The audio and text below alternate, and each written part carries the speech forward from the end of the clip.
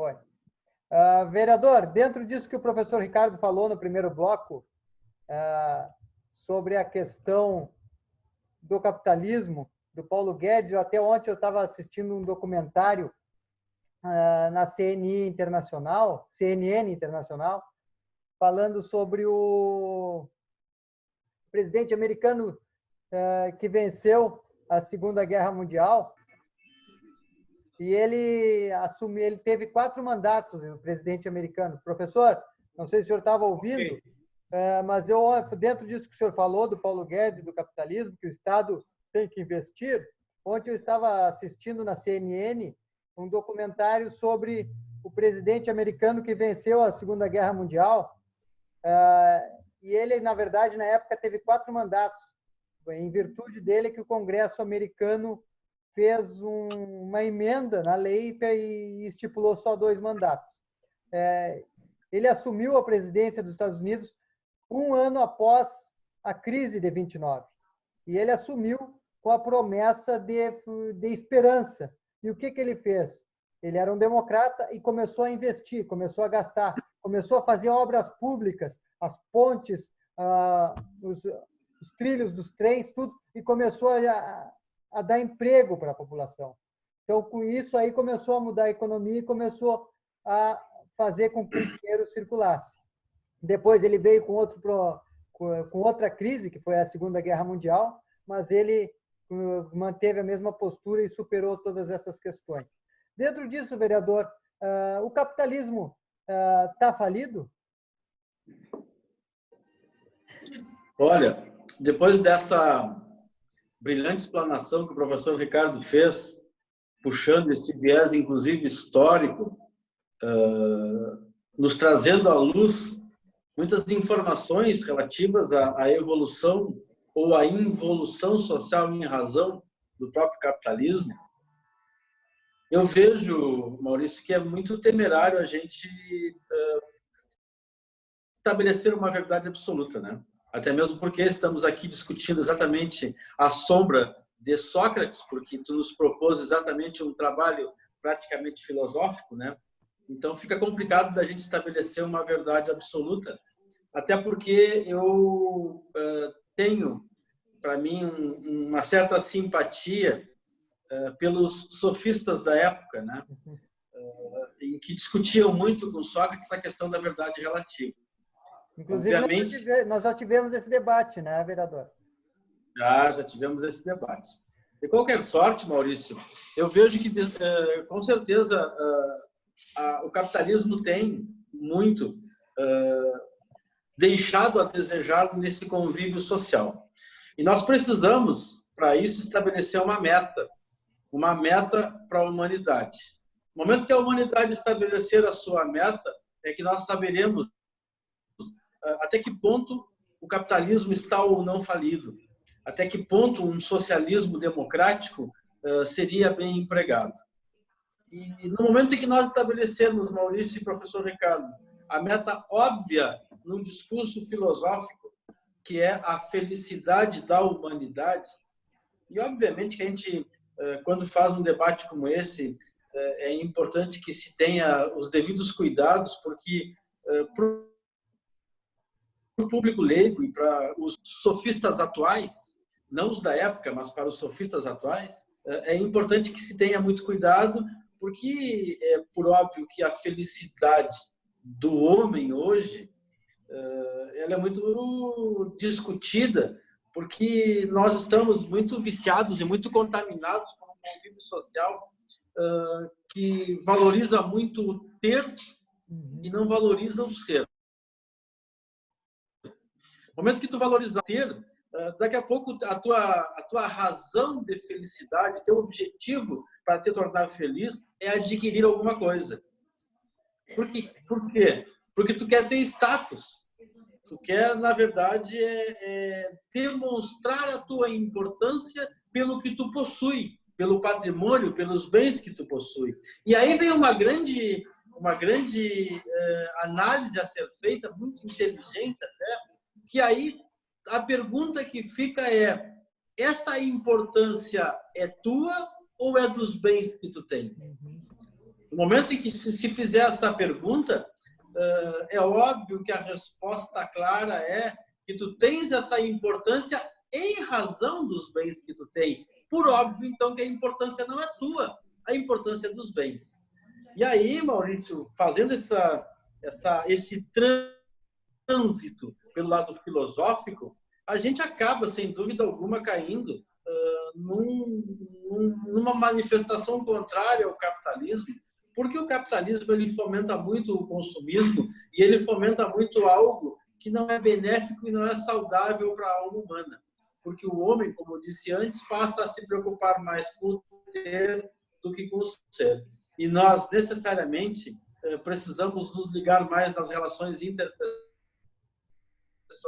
nós precisamos dar mais atenção às pessoas, dar mais atenção, inclusive, a nós mesmos, porque nós precisamos, sem dúvida alguma, abandonarmos este apego motivador do sofrimento, como já nos ensinava Buda. Buda foi um dos grandes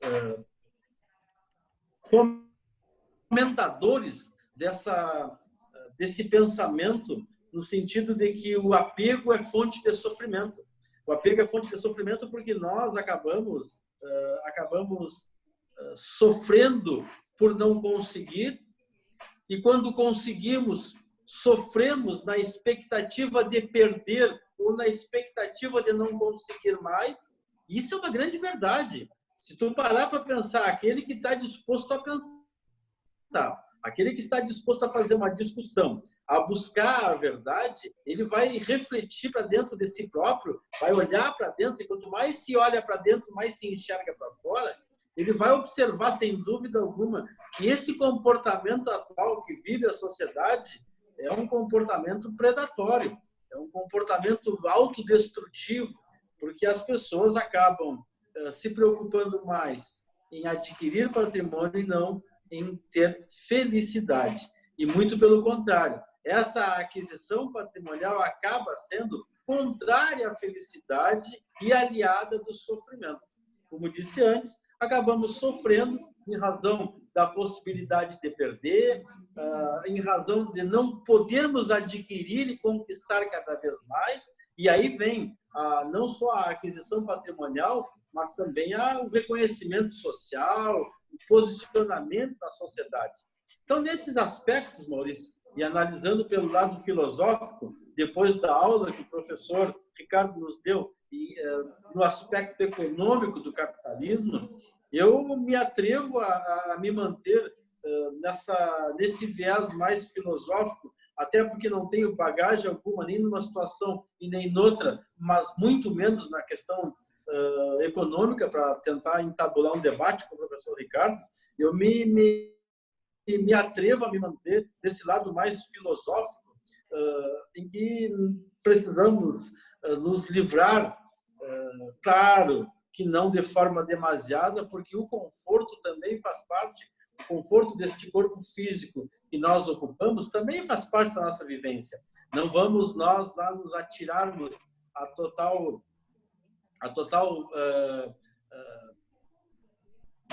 nos mantermos privados de todos os bens, de todo o sustento, enfim, do mínimo de conforto em razão desse pensamento. Mas precisamos, sem dúvida alguma, paulatinamente evoluirmos no sentido de buscarmos o conhecimento interno. Aliás, já Siddhartha Gautama, o Buda, como nós conhecemos, já dizia que a maior conquista em batalha 1000 vezes de 1000 homens é a conquista de si mesmo. Ou seja, ao invés de uma conquista de 1000 batalhas de 1000 homens, é a conquista de si mesmo. E buscando já lá, voltando, Maurício, para aquele ponto que nós estávamos discutindo a respeito de Sócrates, no oráculo de Delfos, no templo de Apolo, tinha uma inscrição em sua entrada que dizia: conhece-te a ti mesmo e conhecerás o universo e os deuses. Se o homem E isso é uma reflexão que eu deixo. Se o homem é produto do meio, o mérito não é do homem. O mérito acaba sendo do meio. Ou seja, o ser humano se comportando da forma como se comporta, ele propriamente acaba se desprestigiando, se anulando, se aniquilando em razão do que tem e não do que é. Então, me parece, né, e nessa questão que nós estamos falando de aquisição de bem patrimonial, e isso está fortemente ligado, por óbvio, com a questão do capitalismo. Essa é a fonte, essa é a máquina, é a motriz do capitalismo, esse anseio social na aquisição de patrimônio. Então, se esses bens materiais adquiridos, essas posições sociais são conquistadas, mas isso tudo, Maurício, é efêmero no mundo em que vivemos, exatamente como o nosso próprio corpo, que, na verdade, acaba não sendo nosso. E uma questão importante a ser dita é que o homem tem o péssimo hábito de se apossar, digamos assim, e aí eu estou me abstraindo das leis vigentes que tratam de propriedade, de posse, não interessa, nós estamos no mundo filosófico. O homem se apropria, se adona, compra, é proprietário, seja lá a que título for, de uma determinada fração de terra. E ele pega e diz, esta terra é minha. E aí que vem a grande questão, porque a terra está ali há bilhões de anos e este pobre infeliz, quando muito, ficará 70, 80 anos. Então, a terra é a terra e o homem é o homem, cada um cumprindo sua essência e sua função natural na existência humana. Então, fiz essa volta, Maurício, para te dizer que, na verdade, a questão do capitalismo, e professor Ricardo, a questão do capitalismo precisa sim ser analisada por esse viés, porque a sociedade hoje, infelizmente, não está preparada ao abandono ao capitalismo. A sociedade não está preparada a abandonar o capitalismo, ela precisa abandonar o capitalismo, ela precisa se direcionar mais a si e ao seu interior, mas espiritualmente o homem não está preparado a isso. O homem ainda está muito apegado às questões patrimoniais e esse apego o faz sofrer, o que ele não consegue identificar, lamentavelmente. Maurício, dizendo isso, eu sem dúvida alguma volto lá àquelas doutrinas, aqueles pensamentos filosóficos platônicos no que diz respeito à República, no qual ele, sem dúvida alguma, estava muito entristecido com a forma da atual democracia na época, e esse entristecimento, como eu disse antes, era muito decorrente da forma como o seu mestre foi julgado. Mas precisamos, sim, debater esses assuntos quanto ao capitalismo, quanto ao socialismo, enfim, todos esses aspectos, porque é apenas nesse tipo de debate, nesse tipo de discussão, que nós chegaremos um pouquinho mais perto da verdade, porque a verdade realmente nós, com alguma dificuldade, vamos viver 1000 vidas e não vamos alcançá-la. Vereador, falou... Não, eu queria só aproveitar justamente e contribuir com o que o Chico falou extraordinariamente. Aquela retrospectiva que fiz, singela da evolução e dos problemas do capitalismo, é exatamente para nós chegar agora e encaminhar nesse campo, como disse o vereador Chico, voltar no acúmulo filosófico, desde os grandes pensadores Aristóteles, Platão, Sócrates e tantos outros, e mostrar que, a par que o capitalismo produz coisas maravilhosas, a própria evolução tecnológica, é um sinal disso, né? Quantas maravilhas! O computador que nós... Essa videoconferência que nós estamos fazendo aqui é fruto disso, né? Da maravilha da tecnologia. Agora, o que nós precisamos? Que o homem alcance uma condição e este Estado que nós queremos forte possa efetivamente encaminhar para uma sociedade que dê oportunidades a todos, que faça justiça social e que não parta para uma meritocracia mentirosa.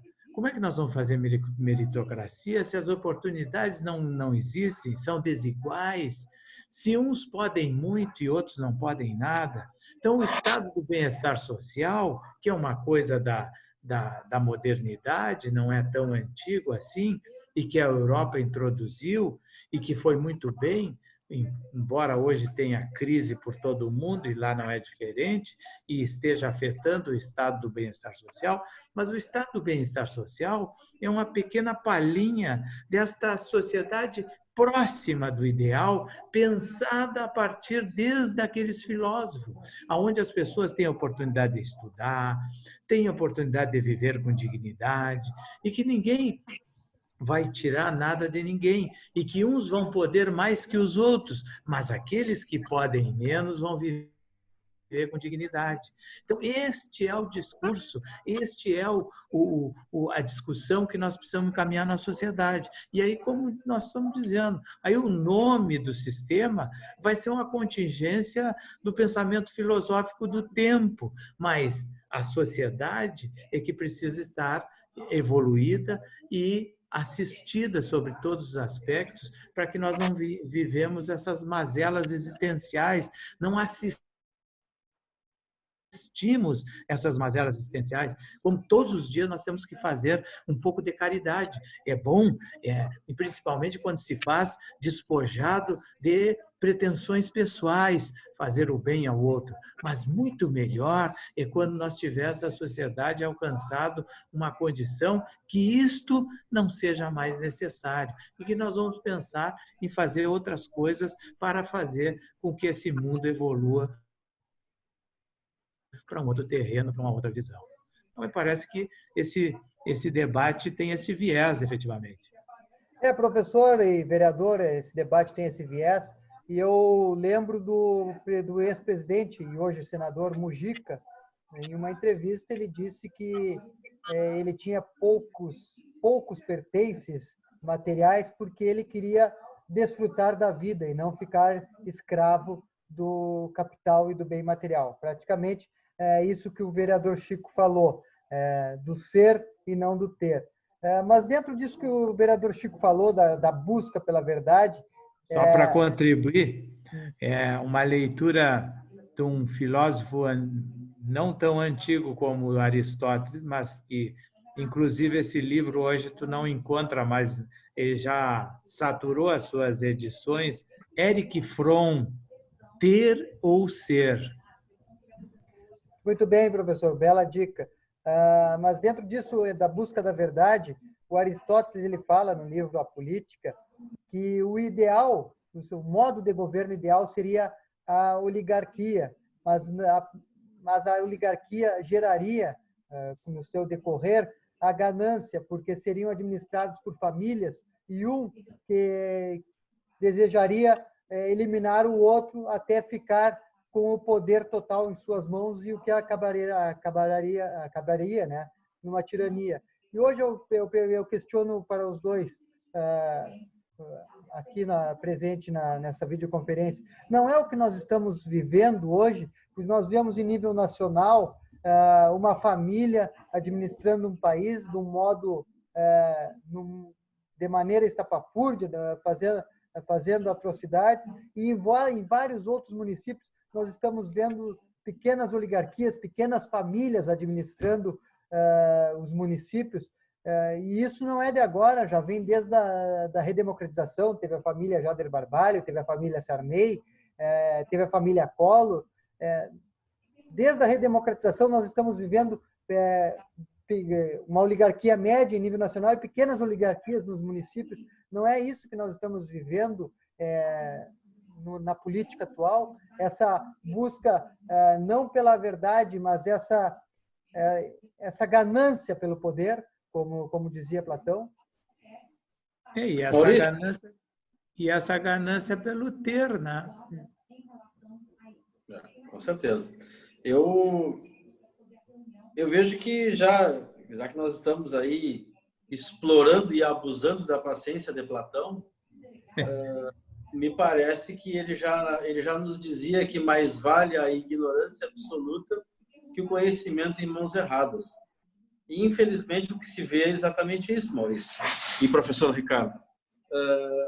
Essas pseudas oligarquias que tu te refere, Maurício, elas são fruto exatamente do poder de convencimento, oriundo, obviamente, do conhecimento, do poder de convencimento que alguns têm em relação aos outros, em relação a grandes massas, né? E esse poder de convencimento faz com que os muitos acabem escolhendo e elegendo alguém para lhe representar, para lhe governar, e nós acabamos nas mãos de quem acabamos aí, como é o caso que se observa na política nos últimos tempos. Eu, sinceramente, vejo com uma certa preocupação essa forma de condução, até mesmo porque não há dúvida alguma que a oligarquia está altamente superada pelas suas próprias razões. Nem se discute, nem me atrevo a voltar a discutir esse tema, da mesma forma que eu não me atrevo a discutir o que alguns pedem nas redes sociais, o que eu respeito como ser humano. Eu tenho os meus posicionamentos, mas eu também sei respeitar o posicionamento dos outros, que é alguns que pedem pelo retorno da ditadura, pelo militarismo, que os militares têm que tomar conta. E eu particularmente, não sofri diretamente os efeitos da ditadura, mas eu sei ler, eu faço algumas leituras, eu procuro a verdade. Pelo menos a verdade mais coerente que se observa. Porque até nesse aspecto a gente vê literatura defendendo este período e outras mostrando exatamente o que efetivamente é e foi esse período para a população. E para a gente ver e observar, Maurício, o quanto é contrastante, e aí também a gente acaba caindo na questão dos contrastes, e só os contrastes podem nos dar uma noção verdadeira do que é um e do que é outro, porque se o mundo fosse todo branco, nós não teríamos noção de cores, perfeito? Então, o que acontece? Exatamente esses contrastes que ocorrem e que nos trazem, por exemplo, literaturas favoráveis ao militarismo, à ditadura militar, e outras literaturas dizendo que não, que ela foi perversa e ruim. E aí você está, mas como é que a gente vai crer? O que a gente vai pensar? É simples. Olha o dia de hoje. Observa como as pessoas pensam de forma antagônica no dia de hoje. Observa como é a polarização dos pensamentos hoje, a partir do momento em que existe um grupo que está pedindo para não ter mais liberdade. Tem um grupo que está pedindo para ser mantido cativo, para dizer que hora que tem que ir para casa, para dizer o que pode falar, o que não pode falar. Enfim, me parece que essas pessoas estão cansadas da liberdade, cansaram cedo demais da liberdade. O que nós não devemos confundir, na verdade, com isso, não é se cansar da liberdade, mas saber gerenciar as nossas liberdades. E o gerenciamento da nossa liberdade, ele tem muito a ver com o respeito ao direito alheio, o respeito ao que o outro tem de direito. Nós devemos avançar até onde está o outro. Essa é uma regra básica de convivência social, respeito ao outro, respeito. E é o que parece que está faltando. Essa tua provocação em relação às oligarquias, eu volto a dizer, isso é fruto da própria falta de instrução e de conhecimento da grande massa. E isso é fruto do capitalismo. Isso é fruto de uma política social mal feita por anos e anos, décadas e décadas.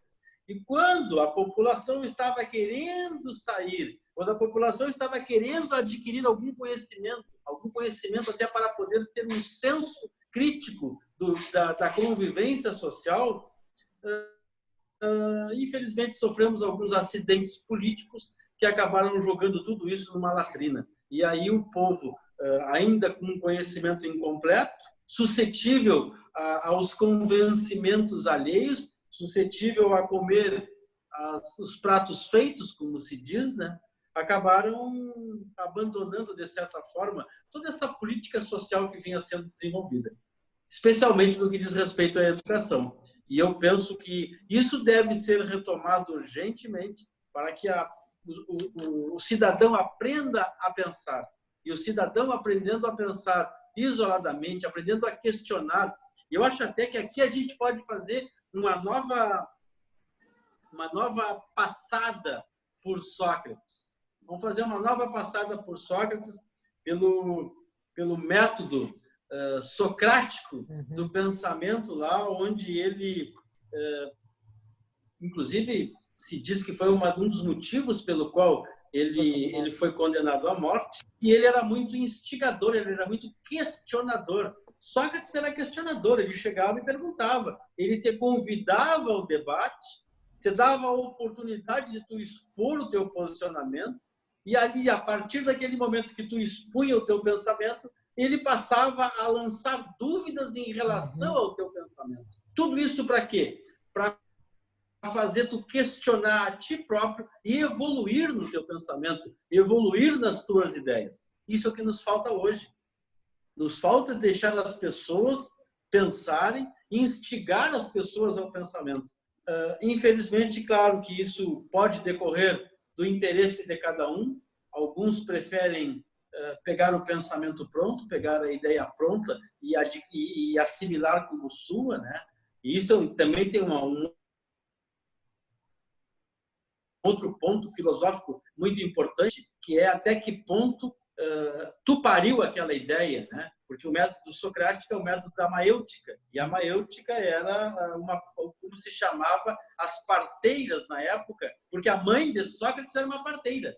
Então, o método dele foi denominado de maêutica exatamente porque ele proporcionava parir as ideias. Tu paria as tuas ideias.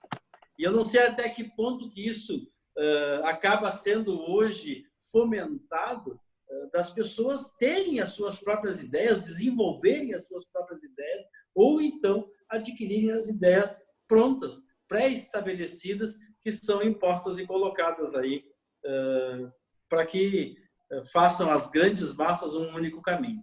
Isso, na minha ótica, deveria ser um objeto de fomentação na educação para as crianças, né, aprenderem ter esse senso crítico desde sempre e fazer com que as pessoas acabem abandonando essa letargia pelo pensamento, essa letargia pela busca das ideias. Maurício. Professor. Eu acho que aí dá um belo link no que o Chico colocou, trazendo lá da antiga história, né, ou da história antiga, e vindo para ver como aquilo que a gente disse, que a humanidade vive os seus ciclos. Nos anos 90, no início dos anos 90, 91, 30 anos atrás, dois cientistas, William Strauss, né, e Neil Hove, criaram a chamada teoria geracional. O que é a teoria geracional? Foi justamente a discussão de que em cada geração diferentes traços, características, hábitos, né, e costumes são construídos.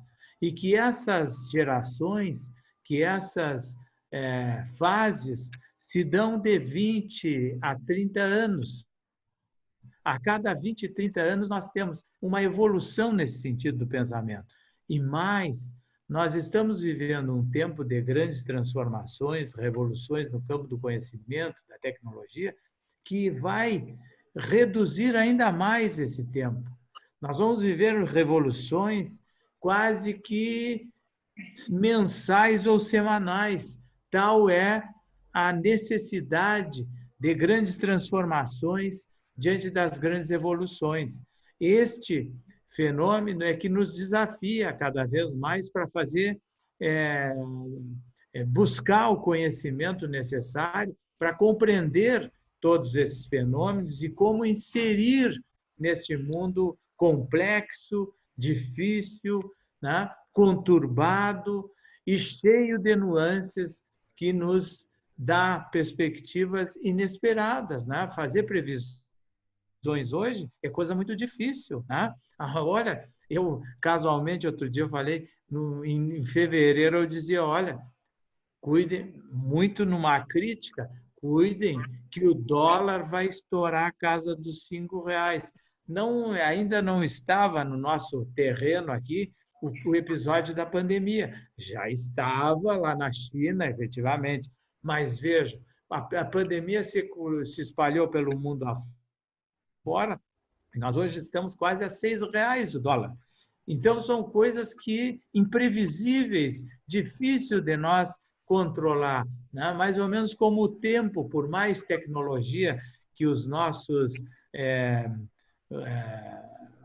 homens do tempo, né, possam ter recursos para fazer previsões para 2, 3, 4, uma semana, vez por outra acaba mudando repentinamente, porque são fenômenos que estão dentro da questão também do meio ambiente, e aí entra um pensamento muito importante desse novo tempo. Nós não faremos transformações sem incluir fundamentalmente a relação com o meio ambiente. A nossa casa-mãe é a mais afetada por esse sistema capitalista que está. Ele vem destruindo a casa-mãe ao longo do tempo e muito fortemente nesse nosso tempo. E esta nova economia, estas novas filosofias têm que engajarem, englobarem dentro desse pensamento o cuidado com a questão ambiental. Quem sabe não esteja aí a nova economia, a economia verde, a sustentabilidade tanto do ser humano, da sua casa e da nossa convivência nesse tempo contemporâneo. E olha só que interessante esse link, porque já os filósofos pré-socráticos eram muito voltados exatamente para essa questão da natureza, né? Para os questionamentos da natureza, aquelas perguntas que são feitas há milênios e que até então não se tem resposta, né? Quem somos, da onde viemos, o que estamos fazendo e para onde vamos. E essas questões da própria natureza, o sol, enfim, os fenômenos climáticos, são questionamentos que são feitos pela filosofia já há muito tempo. É importante, Maurício e professor Ricardo, que nesse nosso debate se estabeleça e fique registrado até para quem for nos acompanhar no futuro, o fato de que nós somos aqui um grupo de pretensiosos que estamos tentando estabelecer um diálogo e um debate com um único objetivo, uma única pretensão de fomentar que isso se repita e que isso se reflita em outros que busquem também discutir. Eu até, sinceramente, quando o Maurício me fez o convite, eu me encorajei mais, foi exatamente nos ensinamentos de Sócrates. Porque Sócrates, existe uma teoria que diz que Sócrates até analfabeto era, tanto que não deixou nada escrito. O que tem de registro de Sócrates foi o discípulo Platão que o fez, né? Que era um grande admirador, além de discípulo, um grande admirador de Sócrates. Mas Sócrates, num determinado momento lá, um amigo dele, Querofontes, foi até o oráculo de Delfos, né? Perguntou a pitonisa lá, a sacerdotisa que estava lá, quem era o homem mais sábio. E a sacerdotisa disse, sem pestanejar, que o homem mais sábio era o Sócrates. E o Querofontes levou essa informação a Sócrates, e Sócrates, que até então não se tinha como tal, ele era muito simples, inclusive, né? Não se tinha como tal, ele não pode, tem que ter alguma coisa errada, porque eu sou sábio. E aí ele foi discutir com matemáticos, foi discutir com professores, foi discutir com magistrados, foi discutir com artesãos e acabou descobrindo que cada um sabia muito da sua área. E cada um tinha, embora sabendo muito da sua área, tinha a pretensão de tudo saber. E aí gerou em Sócrates a famosa frase: eu só sei que nada sei. E essa eu só sei que nada sei, Sócrates disse, na verdade, do fundo da sua alma, expondo efetivamente que nada sabia, mas queria saber, que nada conhecia, mas queria conhecer, que não tinha profundidade naquele tema, mas queria buscar esse conhecimento. Então, é importante até que nós tenhamos essa visão desse nosso debate, que aqui eu, pelo menos, digo no que diz respeito a mim, no que diz respeito à filosofia, que não é minha área é o direito, mas no que diz respeito à filosofia, algo que tenho certeza que a todos aqueles que fizerem um pequeno mergulho no mundo filosófico vão se apaixonar. E essa paixão pela filosofia nos abre muito um horizonte, nos abre um horizonte imenso para começar a questionar, para começar a buscar insaciavelmente a verdade. E aí, Maurício Campos e professor Ricardo, nós nos deparamos com um outro mito platônico muito conhecido. Certamente quem estuda filosofia se depara logo no início com o mito da caverna, né? O mito da caverna muito conhecido, onde mostra as sombras da nossa vida. E eu vou deixar essa questão do mito da caverna muito na sombra, exatamente para provocar a busca da verdade. Mas o mito da caverna, em nuances, assim, em linhas muito gerais, diz, professor Ricardo, o senhor deve ser conhecedor disso, que alguns homens estavam presos no fundo de uma caverna sem ter a visão da saída da caverna. E eles ficavam virados para uma parede onde apenas refletiam as sombras do que acontecia. E eles entendiam que aquelas sombras seriam a verdade. Aquilo era o mundo deles. Aquilo que eles tinham como ser a vida, a verdade da existência deles. Um deles, por um motivo não explicado, conseguiu sair dali e alcançou o mundo exterior da caverna.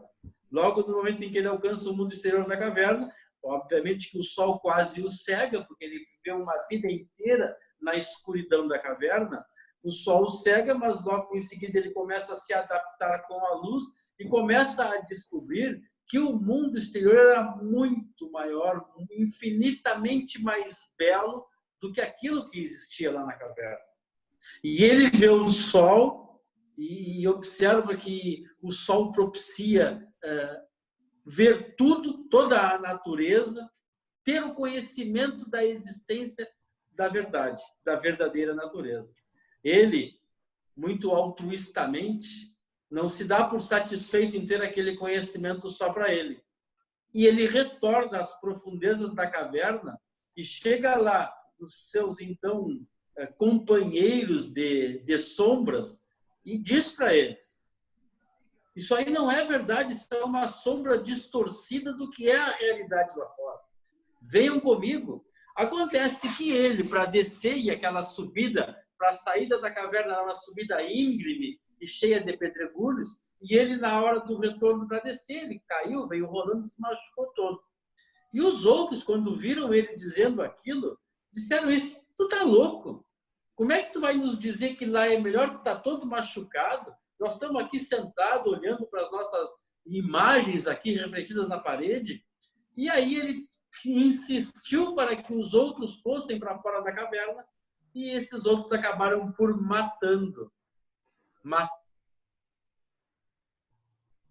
mataram este que levá-los ao verdadeiro conhecimento do que era no exterior da caverna.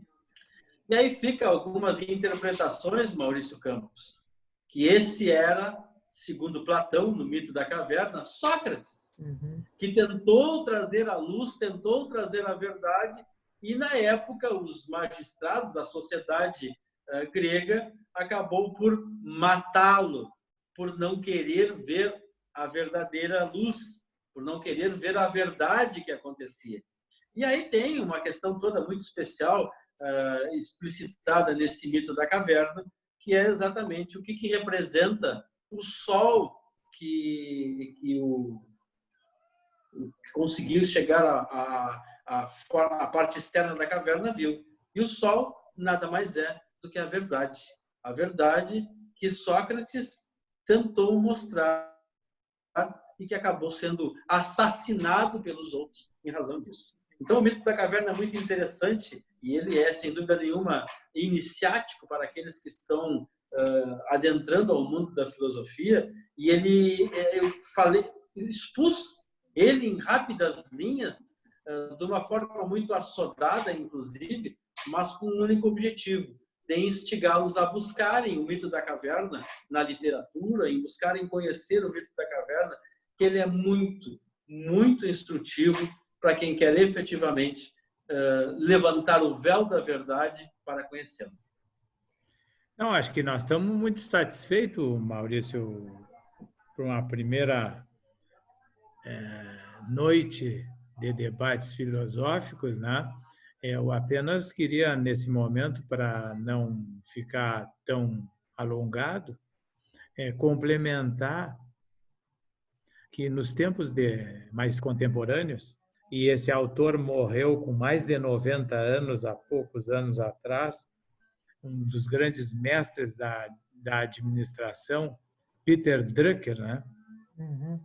Que ele, num dos seus grandes livros, tem uma parte em que ele fala sobre os modelos mentais e movimenta em cima de arquétipos, né? Ele coloca um exemplo que se comunica muito com esse exemplo que vem do passado, muito bem demonstrado pelo nosso vereador Chico na demonstração do mito da caverna, que é justamente quando nós vislumbramos fazer um grande projeto, um projeto